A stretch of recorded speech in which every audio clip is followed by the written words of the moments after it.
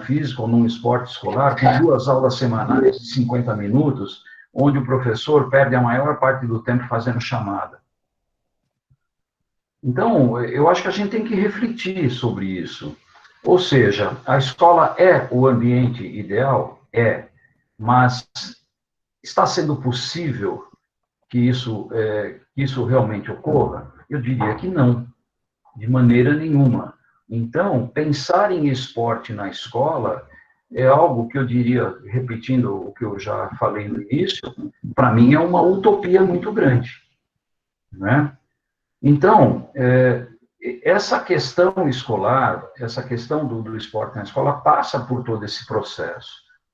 Então, nós temos hoje cada vez menos condições, nós temos hoje cada vez menos espaço, não é? As escolas, principalmente as escolas públicas, elas não oferecem condições mínimas de um trabalho minimamente decente.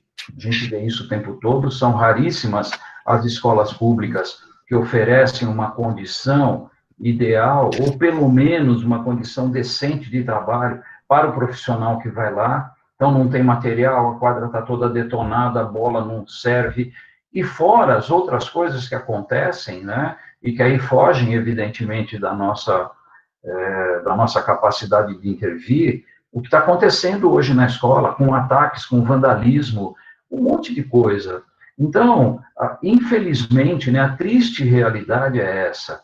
A nossa educação está sendo sucateada, não se faz absolutamente nada para resolver essa questão, né? Os políticos mentem o tempo todo, eles mentem, eles enganam o tempo todo, né? Então, os nossos políticos, que são profissionais da política e que estão exclusivamente pensando no seu bem-estar, agora, principalmente agora que a gente tem aí as eleições pela frente, são sempre as mesmas propostas, não porque vamos privilegiar a educação, porque vamos privilegiar...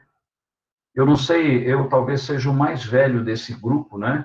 Então, eu ouço isso desde que eu me entendo por eleitor. E olha que faz tempo, hein? Olha que faz tempo, porque eu já tenho uma certa idade e tenho um problema em dizer isso. É sempre a mesma coisa, quer dizer, mas na prática não se faz absolutamente nada.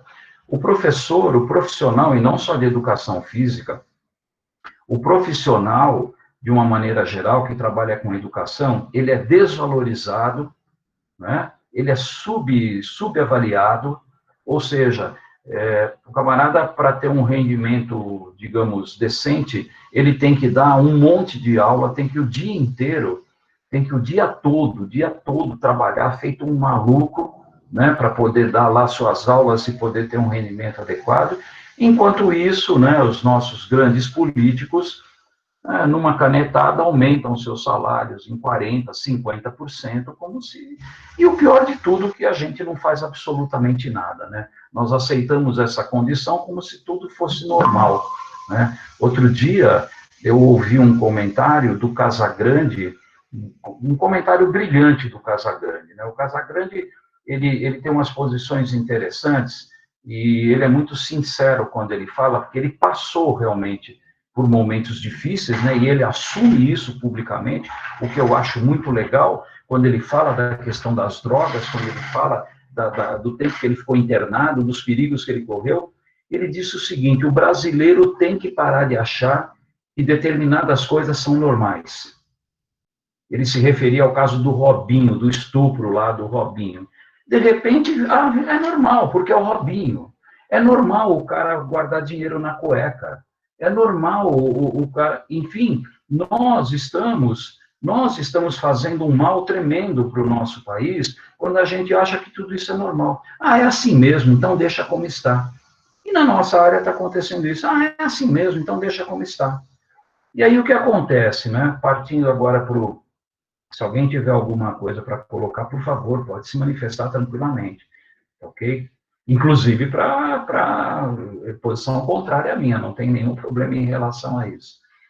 E aí vem o segundo aspecto que entra nessa questão que o Marcelo colocou, que é a questão pedagógica, né, de pegar meu relógio aqui para controlar meu tempo.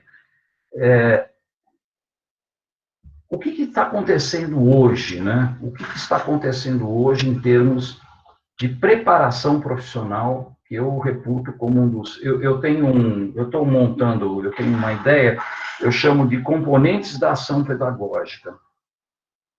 São 5 os componentes da ação pedagógica. São os profissionais, os pais, a tarefa, o meio ambiente e, evidentemente, a criança ou o jovem, vamos chamar de criança ou jovem, mas pode ser um adulto, dependendo do tipo de atividade que você desenvolve. E o profissional é um dos componentes dessa ação pedagógica, e um componente que é fundamental. Sem dúvida nenhuma, a ação pedagógica, ela não ocorre se você não tiver um profissional capacitado. E aí vem a pergunta, né? E vocês, que são muitos alunos aqui, que tipo de formação as escolas de educação física estão oferecendo para os nossos alunos? Isso não é uma crítica a uma escola, é uma crítica geral que eu tenho observado ao longo dos anos, né? Como eu falei, eu já tenho uma certa idade, então eu já passei por inúmeras modificações curriculares dentro de escolas de educação física, principalmente dentro da escola que eu trabalhei durante 37 anos, que foi a Escola de Educação Física da USP, e depois a Escola de Artes, Ciências e Humanidades da USP. Todas as mudanças curriculares que aconteceram ao longo desses anos, sempre foi no sentido de prejudicar a prática esportiva. Prejudicar a prática esportiva. Então, na década de 90, nós tivemos um movimento que eu chamo dos gênios da educação física, que resolveram achar que esporte não era um negócio legal. Né? Então, eu chamo de o grupo que tentou criminalizar o esporte. Então, não podia fazer esporte, de jeito nenhum. Imagina fazer esporte, não. Criança fazer esporte? Ah, que é isso? Nós temos que sentar as crianças no meio da quadra e discutir as teorias do Vygotsky, do Max, do Chico, do João, do Pedro, mas fazer esporte, não. De jeito nenhum. Imagina que criança vai fazer esporte.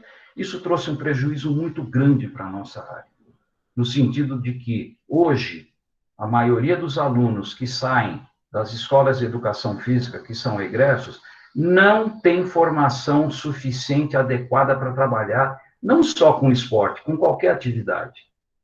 Então, é tudo muito superficial, tudo muito en passant, né? Então, eu só vou dar um dado para vocês, claro, não é nem questão de falar do passado e tal, mas a realidade.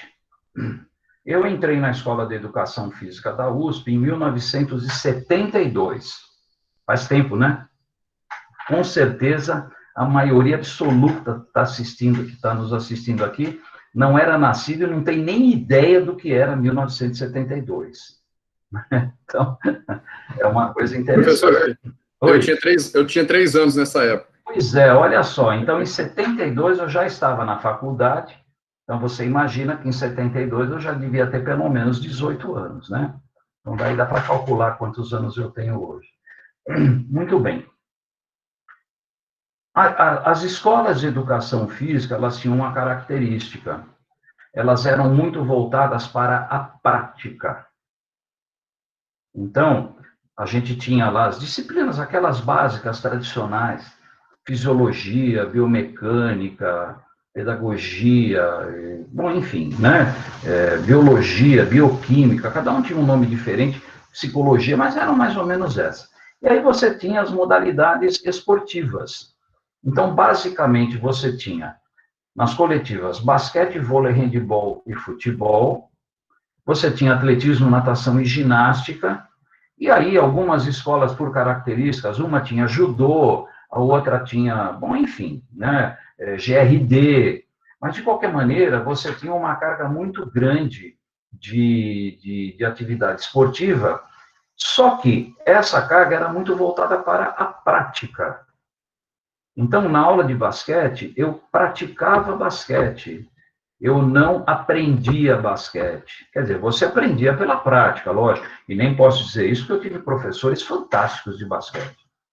Mas era assim, muito bem. Aí isso foi mudando, ainda bem, e aí as aulas passaram a ter uma conotação mais pedagógica. Só que, ao mesmo tempo que isso foi mudando, a carga horária dessas disciplinas práticas também foi mudando.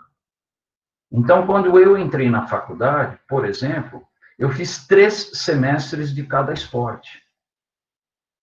3 de basquete, 3 de futebol, 3 de handebol, muito bem. Então, eu tinha uma formação, apesar de mais prática, mas um conhecimento dos esportes. E aí, quando eu terminava a faculdade, que na época eram 3 anos, você tinha um curso complementar, que se chamava Curso Técnico Desportivo, onde você escolhia uma modalidade e fazia 1 ano especificamente daquela modalidade. Então, no meu caso, escolhi basquete, né, por várias razões, e aí você saía realmente com uma formação pedagógica, uma formação técnica, tática, preparação física dentro daquela modalidade. Com o passar do tempo, o Ministério da Educação e Cultura, ele acabou com os cursos técnicos. Então, não existe mais. Então, passaram a existir os cursos de especialização.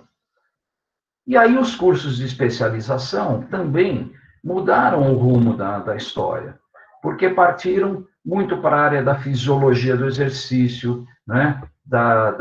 do personal de academia. Por quê? Porque o mercado exigia esse tipo de profissional. Então, o que aconteceu? As modalidades esportivas foram perdendo espaço dentro dos currículos das escolas de educação física, a carga horária foi diminuindo, né? E você não tinha nada que complementasse essa formação. E isso, tudo isso, para entrar no tema, né, os desafios pedagógicos, como é que a gente pode exigir que um aluno que sai de uma condição dessa tenha um know-how, um background pedagógico suficiente para poder trabalhar, por exemplo, com uma escolinha de esporte? Eu não diria nem com treinamento de alto rendimento. Porque eu digo para vocês o seguinte, vocês vão até me chamar de louco. Nesse esquema atual, é mais fácil trabalhar com alto rendimento do que trabalhar com iniciação esportiva. Por quê? Porque existem muito mais cursos, clínicas voltadas para alto rendimento do que para iniciação esportiva. A gente está vendo muito agora, nesse período de pandemia, muitas lives, muitos webinars, muitos nomes que se dá a tudo aí, qualquer que seja o nome, se fala muito de questões técnicas, táticas, e se fala muito pouco de formação. Se fala muito pouco de pedagogia do esporte. Se fala muito pouco de iniciação esportiva. Então, a gente está exigindo alguma coisa que o nosso egresso, ele não tem condições de oferecer. Não por incapacidade dele, mas por uma falha curricular das escolas de educação física. Isso, para mim, é muito grave. É muito grave. Então, hoje, é muito difícil você encontrar um aluno que você tenha completa confiança que você vai indicar para um trabalho, né, e que ele tenha condições de tocar esse trabalho. De novo, não por culpa desse aluno, né, mas por uma falha estrutural das escolas de educação física que, em média, como eu falei, né, regra geral, claro que tem as exceções, simplesmente resolveram que esporte não é algo importante na formação das pessoas. E isso, gente, e aí vem uma outra questão que a gente tem discutido muito, né, que também é muito polêmica, é a questão dos CREFs. Quer dizer, o CREF exige, né, que para você ser um técnico de basquete, você seja formado em educação física, que agora são 4 anos. Só que nesse curso de educação física, você não tem formação para ser técnico de basquete. E aí? O CREF exige uma coisa que a faculdade não oferece. E que ninguém oferece. Então, aí vem aquela grande discussão, né? Será que para ser um técnico de basquete, eu tenho que passar por 4 anos numa escola de educação física? Será que se eu fizesse um curso, veja só, hein? Eu não estou aqui querendo dizer que quem não faz curso possa ser técnico. Acho que o técnico tem que estar preparado. E aí nós temos exemplos de vários países que não exigem curso de educação física mas que exigem uma carga horária muito grande dentro da modalidade. Então, são cursos específicos da modalidade, onde você tem também fisiologia, você tem biomecânica, mas tudo voltado para aquela modalidade esportiva. O Alexander está dizendo aqui que nos Estados Unidos não exige. Nos Estados Unidos não exige nem curso. Nem curso. Os técnicos fazem clínicas, fazem cursos rápidos. Por exemplo, nas high schools, né, nas escolas fundamentais, quem dá treino de basquete, de vôlei, de futebol, não é formado em basquete, em vôlei e futebol. Às vezes é um professor ou às vezes até um pai. Aí vocês vão falar, isso está certo? Não sei, isso também é discutível. Mas eu acho que a gente poderia aqui ter um outro modelo de formação acadêmica. Pô, eu entrei na faculdade para ser técnico de basquete. Eu tive que estudar vôlei, futebol. Foi legal? Claro que foi legal. Mas eu tenho certeza que seria muito mais legal se eu tivesse, ao invés de 4 anos, 2 anos só de basquete, junto com essas disciplinas que são básicas. Psicologia do esporte, pedagogia do esporte, crescimento e desenvolvimento, né? Biomecânica, fisiologia, mas tudo concentrado para a aprendizagem do basquete. Então, essa é uma opinião que eu tenho, que às vezes é polêmica, né? Que vai no caminho contrário daquilo que muita gente pensa, mas, na minha opinião, hoje, a Faculdade de Educação Física não serve para nada para quem quer ser um técnico. Não é? Eu entrei na escola para ser técnico, eu fui técnico, né? Eu trabalho até hoje com basquete, por quê? Porque eu tive pessoas dentro da faculdade que me mostraram esse caminho. Então, eu tive grandes professores de basquete, né, que me deram oportunidades. Mas será que hoje isso é possível? Né? Será que hoje você tem, na sua faculdade, um professor de basquete?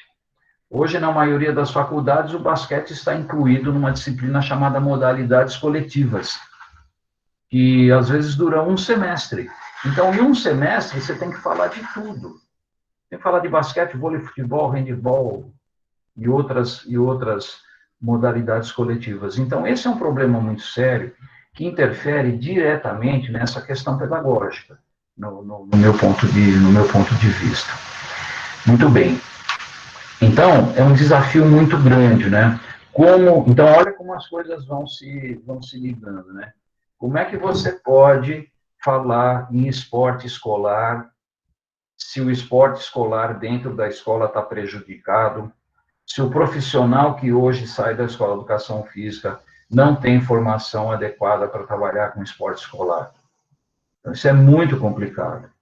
E aí vem o meu terceiro tópico, e aí eu quero já também deixar aberto. E aí... Oi, pois não, Marcelo? Só reforçando esse segundo aspecto que o senhor tocou, eu acho que vai bem ao encontro das aspirações dos alunos, porque eles recorrentemente interpelam a gente, dizendo assim, mas professor, que tal a gente ter mais aulas dessa disciplina? Que tal a gente ter mais aulas dessa disciplina específica?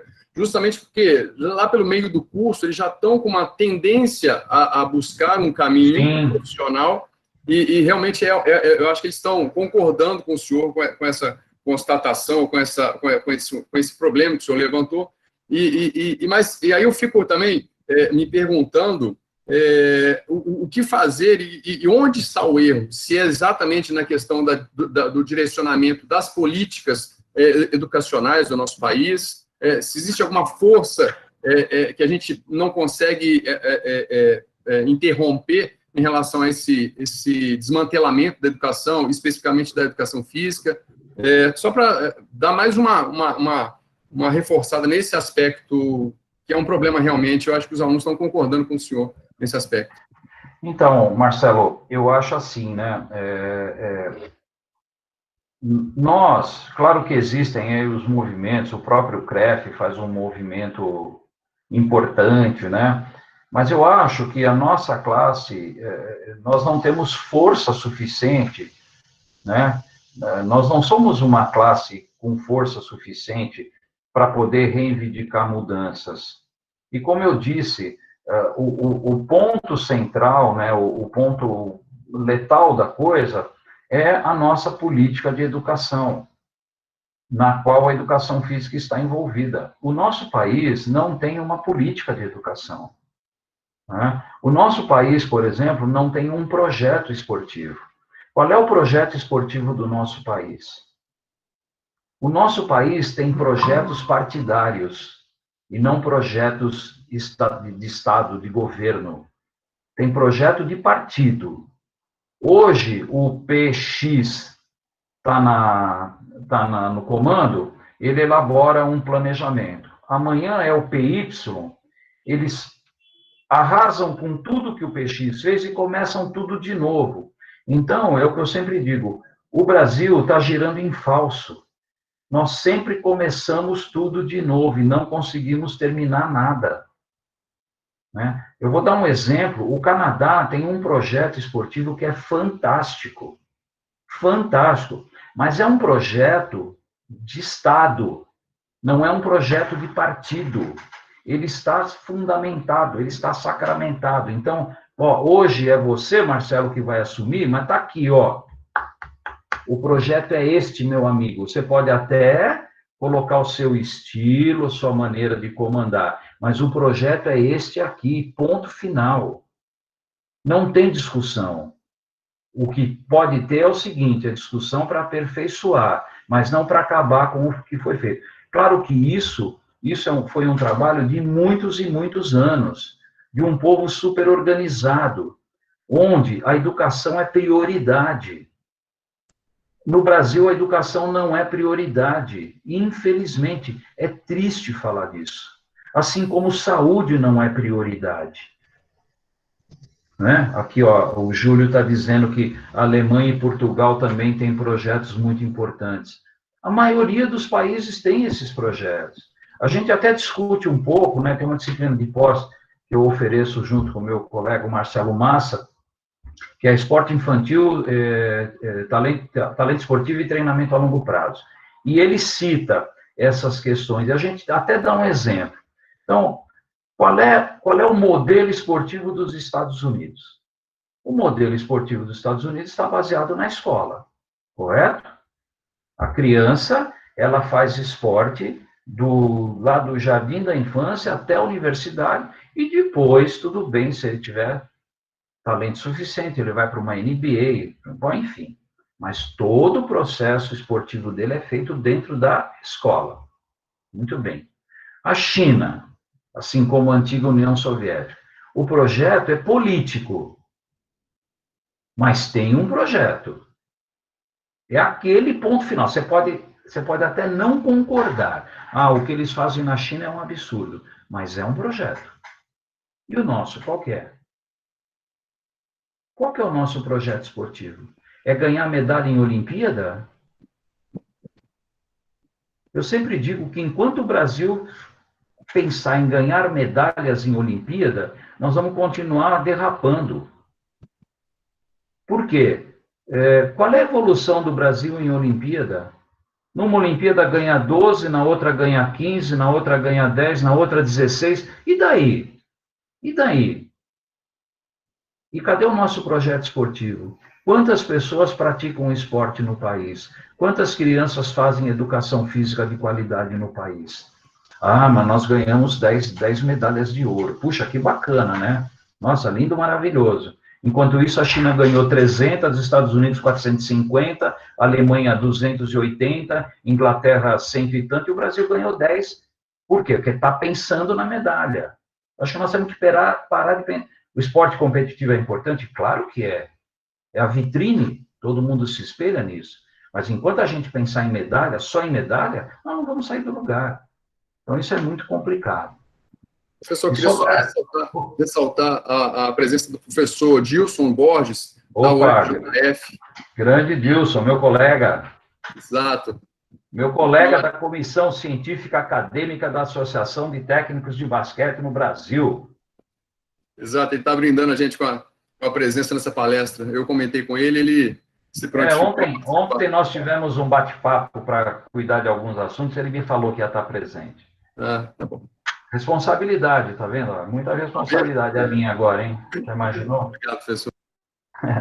Então, e agora só para finalizar, né? O que a gente pode pensar? Já que o basquete escolar, eu acredito muito e tenho trabalhado muito e tenho tido muito contato com projetos sociais. Hoje, os projetos sociais, para mim, são a mola mestra do desenvolvimento do basquete. Nós temos projetos por esse Brasil afora que vocês não imaginam a qualidade dos projetos que nós temos. Sejam eles subsidiados, sejam eles incentivados, ou sejam eles realizados no peito e na raça, como muita gente faz. Né? Vocês aí em Juiz de Fora, o próprio Dilson tem um projeto maravilhoso na universidade. Acho que isso é o futuro. Você dá a oportunidade dessas crianças de praticar o basquete, vôlei, não importa qual esporte, né? E a universidade, na minha opinião, tem um papel extremamente importante nessa história. A universidade tinha que se posicionar mais. A própria USP, né? Qual é o projeto esportivo que a USP oferece para as crianças? Tem muito pouco. Tem um projeto lá na IACH, na Escola de Artes, que o professor Alessandro desenvolve, que é muito bacana, né? A USP tinha um projeto vinculado do PROD, que era um projeto desenvolvido também lá dentro. Mas e as outras universidades, o que oferecem? Clube é elitista. Ah, mas tem a escolinha no clube. Tá bom, também é um projeto, sem dúvida. Mas quem que participa da escolinha do clube? Agora, você pega um projeto, por exemplo, semana passada eu conversei, nós temos uma atividade na Associação de Técnicos, chama Basquete Social. Eu conversei com um professor de Petrolina, no Recife, e o projeto dele é fantástico. O cara, ele pega a tabela, a bola, e ele vai nos locais, ele não traz a criança para a quadra. Ele monta a quadra nos bairros, todo fim de semana, para a molecada jogar basquete. Tem um projeto em Tocantins que tem mais de 2.000 crianças, não só no basquete. Eu estou falando desses lugares para não parecer que só em São Paulo tem projeto. São Paulo, Minas, Rio de Janeiro. Não, tem projeto espalhado. Outro projeto muito legal que é desenvolvido dentro de universidade é em Santa Catarina, em Florianópolis, na UDESC, que é um projeto maravilhoso também. Então, eu acho que os projetos, hoje, na minha opinião, podem representar ou podem, digamos, substituir aquilo que a escola não está nos oferecendo e que o clube oferece, mas de uma forma elitizada, né? Então, hoje, eu vou falar aqui de São Paulo, em São Paulo existem várias ligas paralelas aí que estão desenvolvendo trabalhos bacanas, muito melhores e muito mais abrangentes do que a própria Federação Paulista de Basquete. Por quê? Porque a Federação Paulista de Basquete é cara. Para você participar de um campeonato de mini basquete é caro. E aí essas ligas fazem a coisa muito mais simples. A arbitragem é mais simples. Por que ter 3 árbitros num jogo de mini basquete? Qual é o sentido disso? Né? Por que você tem que ter 3 mesários num jogo de mini basquete? Por quê? Mini basquete tinha que ter lá uma pessoa anotando o ponto e uma pessoa apitando e ponto final. E vamos jogar. Vamos jogar. O exemplo da Argentina. A Argentina realiza festivais de mini basquete com 800, 1.000, 1.500 crianças. Eu participei de um há 5 anos, em Córdoba. Tinha 800 crianças no local jogando basquete num fim de semana. Sabe quem apitava? O festival era de mini basquete. Quem apitava eram garotos e garotas de 14 e 15 anos. E um na mesa ali anotando os pontos das equipes. Muito bem. Então, eu vejo assim, né, na minha opinião, modesta opinião, eu vejo que os projetos são hoje fundamentais para o desenvolvimento do basquete. E desses projetos sai muita gente boa. Recentemente eu conversei, deixa eu lembrar agora para não falar bobagem. Acho que é um projeto, se não me engano, eu não lembro se foi do Espírito Santo ou da Paraíba, eu não vou lembrar. Quem saiu desse projeto? O Didi, que hoje a seleção brasileira foi draftado na NBA e está jogando na Austrália. Saiu de um projeto social.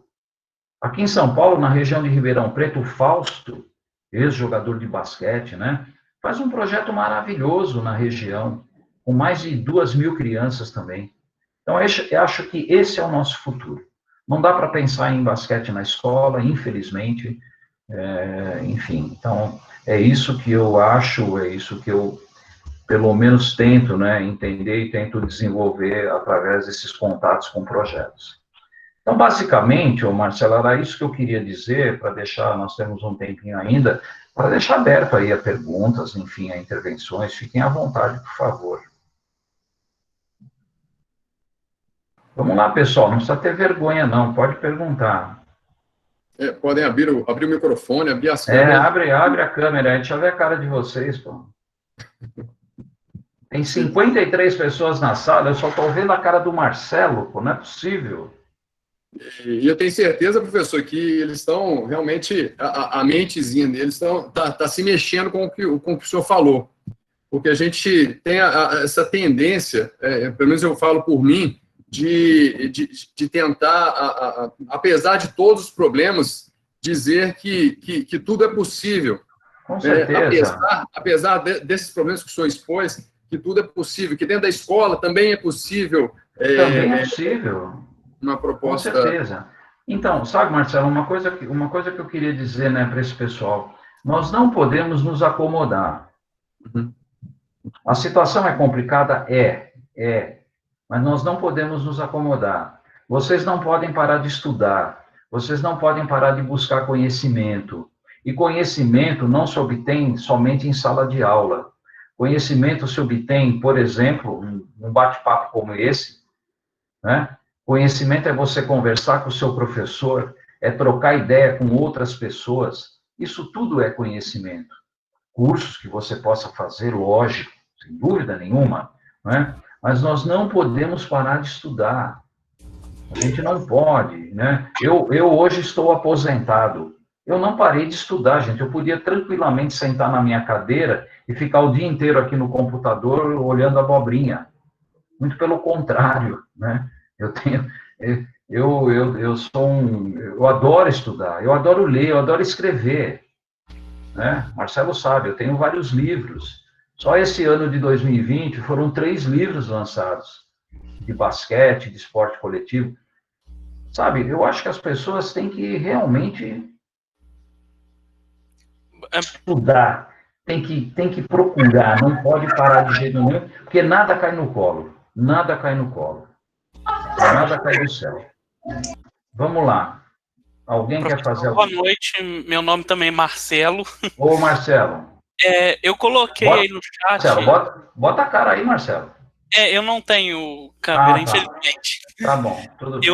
Eu coloquei aí no chat que o que o senhor comentou a respeito a prática esportiva está voltada para a educação, para os níveis iniciais, foi a mesma coisa que o professor Marcelo explicou na matéria de estrutura e legislação esportiva com relação ao IDH comparado me fugiu a palavra, mas é a performance nas Olimpíadas. Uhum. Tipo assim, não é uma coisa que um acha e o outro não acha. Tanto que o professor Marcelo, na época que ele explicou isso durante a matéria, ele deixou bem claro que países como China, Estados Unidos, Inglaterra, são países que vão bem a nível olímpico, priorizando a parte de educação também, baseado no IDH. Sem dúvida, Marcelo. Isso tem uma relação muito forte, é o que eu digo. Um país que não tem educação não pode ter sucesso em outras áreas. De jeito nenhum. A educação é a base de tudo isso. Então, esses países que você citou, e outros, né? E outros, os países europeus, de uma maneira geral, né? São países que têm uma preocupação muito grande com a educação. E, de novo, eu nem penso muito nessa questão do sucesso em Olimpíada. Eu penso muito no sucesso dos programas esportivos dentro desses países. Então, tudo bem, acaba até sendo uma consequência, decorrência. Se você tem um bom projeto, um bom programa esportivo, a tendência é que você se saia bem em competições internacionais. Não é verdade? Então, é muito importante. Agora, como eu disse, nós não temos um programa esportivo e, infelizmente, é triste falar, mas nós não temos um programa educacional. Cada hora muda. Cada hora é de um jeito. Cada hora é feito de uma maneira. A nomenclatura muda. Aliás, o que o pessoal mais gosta de fazer é mudar a nomenclatura, né? Então, essa parte da só uma coisa, ô Marcelo, na minha época era primário. Primário, escola primária, ginásio e colegial. Aí mudaram. Fundamental, ensino médio, agora é fundamental 1, fundamental 2, ensino médio, ensino não sei o que lá. Aí amanhã vai mudar o governo, vai chegar um cara que em vez de fundamental vai chamar de essencial. Só muda o nome, e não acontece absolutamente nada de prático, de verdadeiro, entendeu? Olha, tem o Júlio, posso ler aqui, Marcelo? Fique à vontade, professor. O Júlio está dizendo o seguinte: em que medida o senhor considera que o conhecimento profissional em basquete e educação física escolar poderiam contribuir com a mudança desse panorama do ensino do basquete nas escolas? O aprofundamento desses conhecimentos seria suficiente para influenciar a formulação de políticas? Não, Júlio, eu acho que não. O conhecimento ele é fundamental, mas ele tem que ser acompanhado de uma vontade política das coisas se modificarem. É claro que se a gente tiver uma classe mais fundamentada, uma classe mais politizada, não só com conhecimentos do basquete, mas conhecimentos gerais, eu acredito que a gente poderia conseguir alguma coisa. Mas o conhecimento, ele é fundamental, tá? Mas ele ajudaria, sem dúvida nenhuma, para que a gente pudesse modificar algumas coisas. O Tiago, mesmo nome do meu filho, você acha que a falta de projeto é culpa do governo ou é culpa dos colégios por não investir? O Tiago, o colégio só vai investir se houver um projeto. Esse que é o ponto. A gente não pode ter projetos individualizados, cada escola ou cada clube fazer o seu projeto. Tinha que ter um projeto, um grande guarda-chuva, e aí os projetos se adequariam a esse projeto básico. Então, o que acontece? Cada um faz do seu jeito e não se chega a lugar nenhum. Percebe? Então, essa é a minha opinião. Então, eu acho que a grande culpa é do governo, sim. A grande culpa também, sabe de quem que é?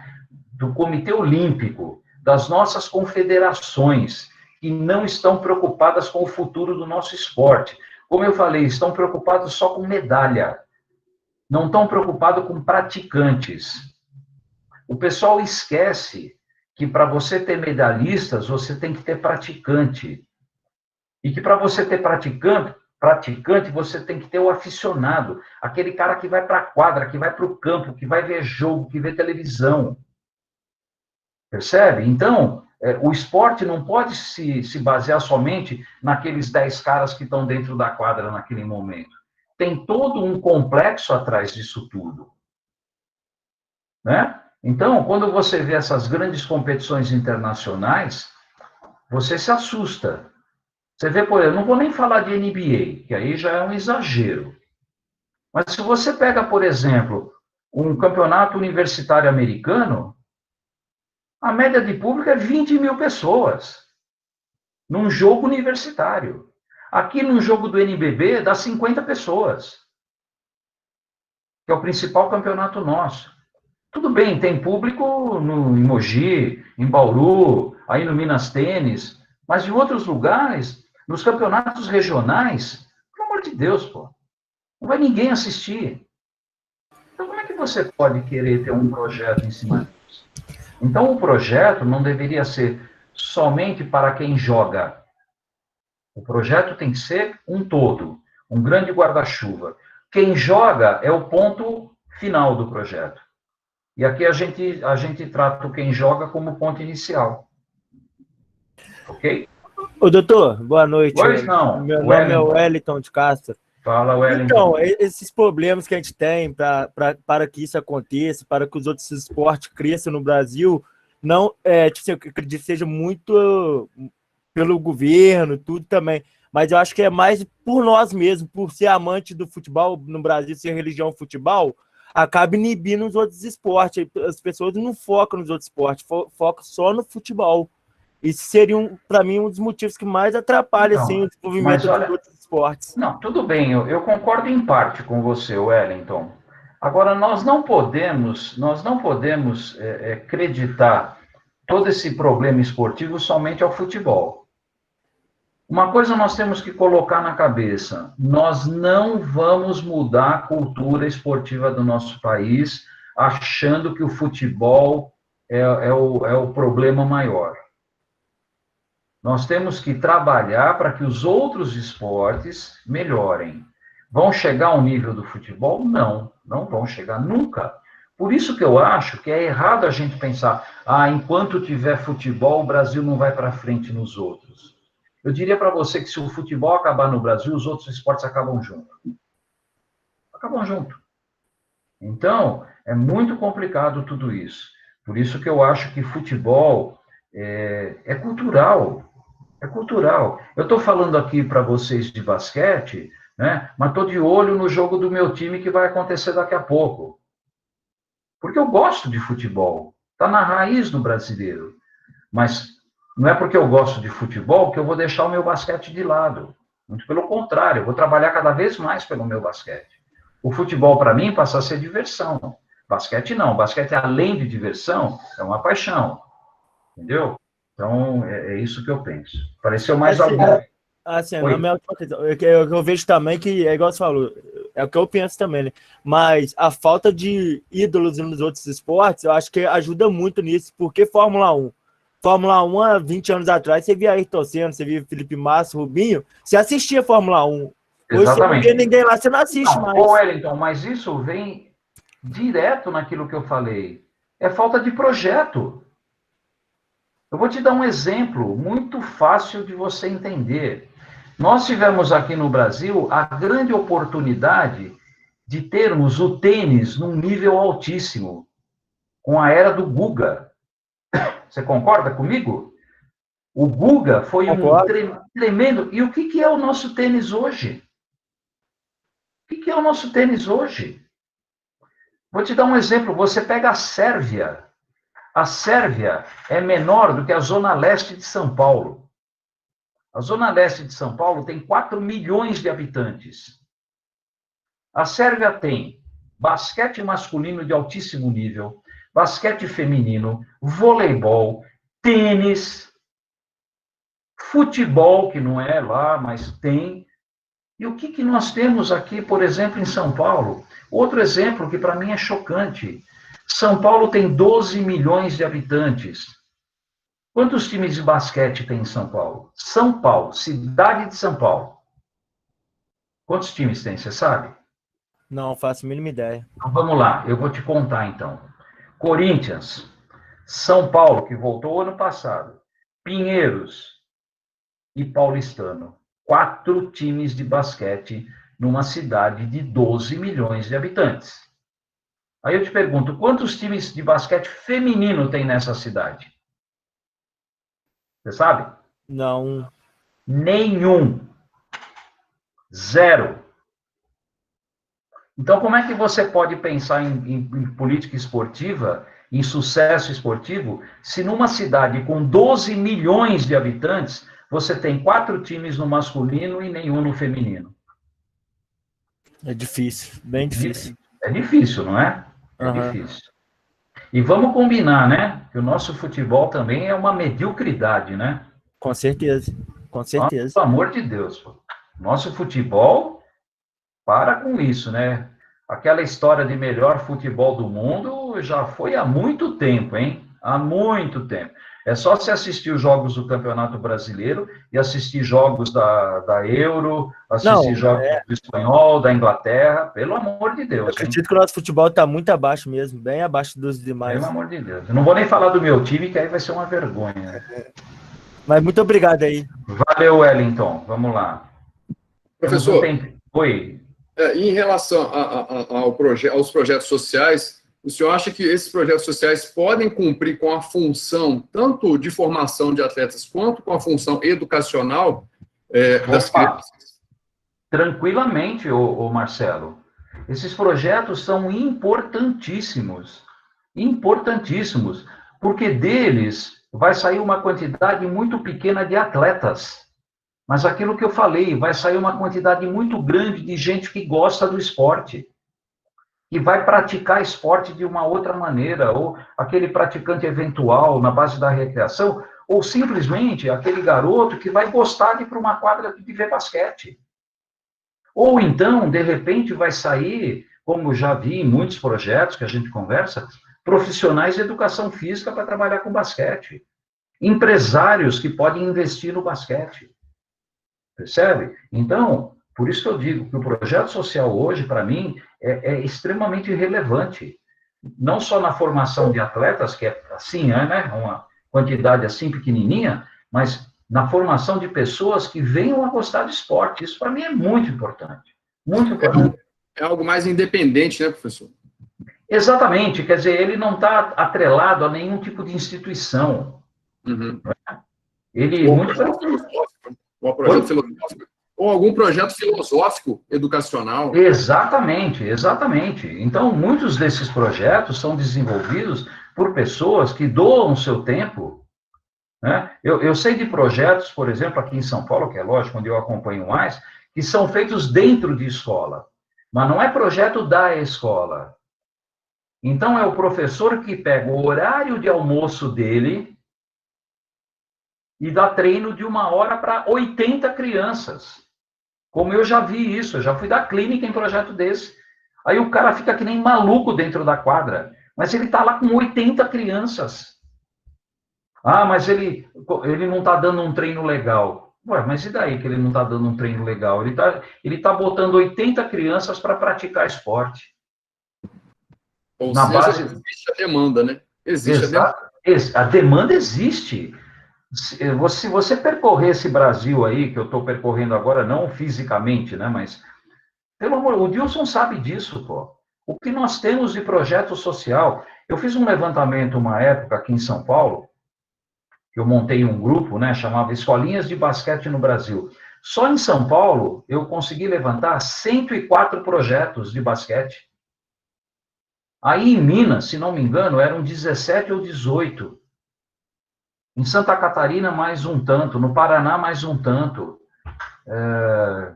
No Recife, tem um projeto muito bom do Affini Júnior, né, filho do Affini, grande árbitro brasileiro. Ele faz um projeto maravilhoso. A Adrianinha, ex-atleta de seleção brasileira, tem um projeto maravilhoso lá no Recife. E em muitos outros lugares, em Manaus, em Barra do Garças, no Mato Grosso, fui lá participar de uma clínica.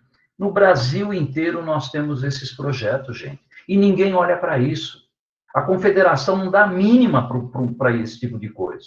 As federações não dão... Eu pergunto, e como é que é o apoio da federação ao seu projeto? Ah, de vez em quando eles dão uma bola para a gente. É assim que funciona, infelizmente.